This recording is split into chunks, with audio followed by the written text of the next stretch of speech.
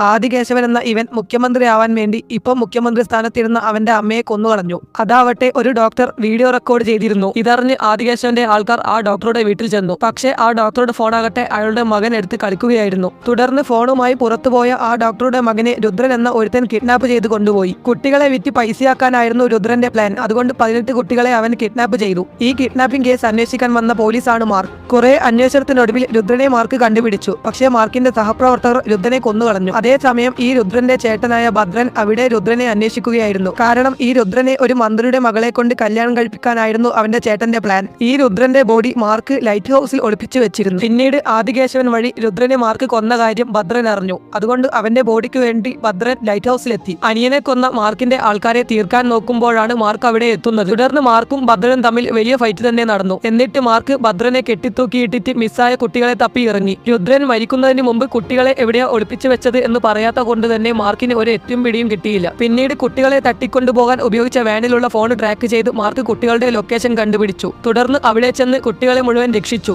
അവസാനം മന്ത്രിയാകാൻ സത്യപ്രതിജ്ഞ എടുക്കുന്നതിന്റെ ഇടയിൽ ആദികേശവൻ അവന്റെ അമ്മയെ കൊല്ലുന്ന വീഡിയോ മാർക്ക് പുറത്തുവിട്ടു. തുടർന്ന് മന്ത്രിയാവാൻ സാധിക്കാതെ ആദികേശവനെ പോലീസ് അറസ്റ്റ് ചെയ്തു കൊണ്ടുപോയി.